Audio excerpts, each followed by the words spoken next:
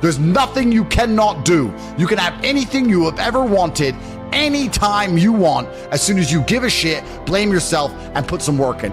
Your mind must be an absolute monarchy. I cannot remember the last time I won anything unless I was winning by force.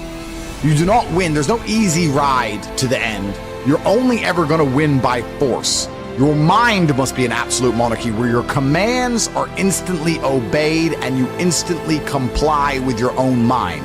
If your mind says, I'm going to train today, your body must instantly comply with the overlord, the absolute monarch, which is your intention. Because it is intention which matters above all things. You know, people talk about motivation all the time, and I'm tired of getting asked this fucking question. Let me explain something to you about motivation. If you felt like doing something and you didn't do it, you were never motivated.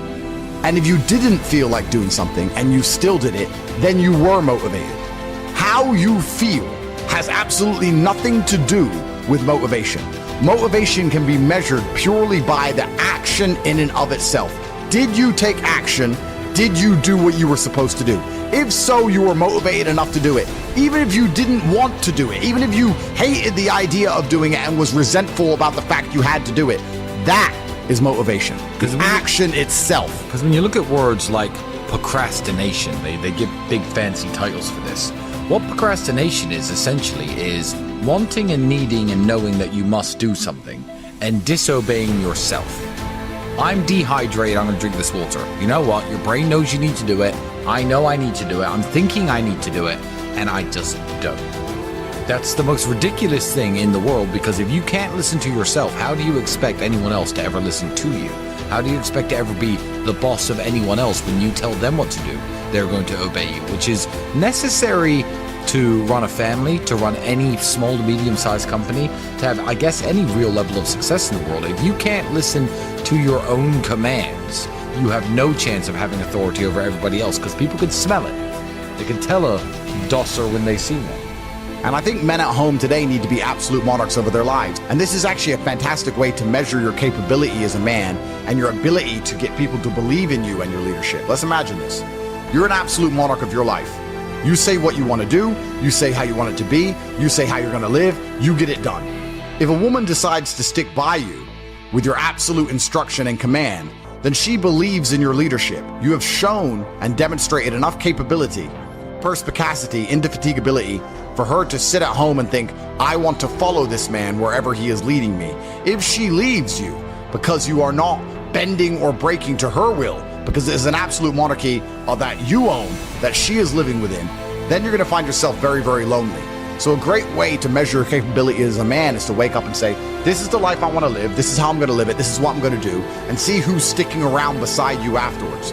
See which women are still there for you when you make it very clear how you intend to live your life. So you can live with absolute monarchy and reign as a king, and you're going to find out a lot about your capability, not only from women, but from men too.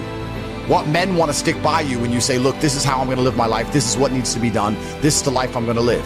That will teach you a lot about yourself in an absolute monarchy, which is why you need the mindset of a king for the exact same reason. You now have an obligation to the people who believe in you. You now have an obligation to yourself, because it is an absolute monarchy that you are in control of. You can no longer delay it. You can no longer procrastinate. You can no longer live in the promise of a better tomorrow, of a perfect future.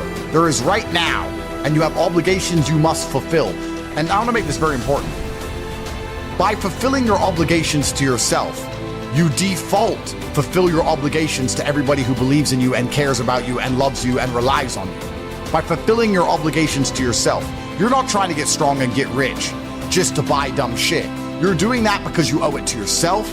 You're doing that because it's going to please your ancestors and please God and please the universe. And by extension, you are automatically going to become more valuable to everybody else who believes in you, which strengthens your kingdom, strengthens your absolute authority. And there are some times in life as a man, you need absolute authority to be effective.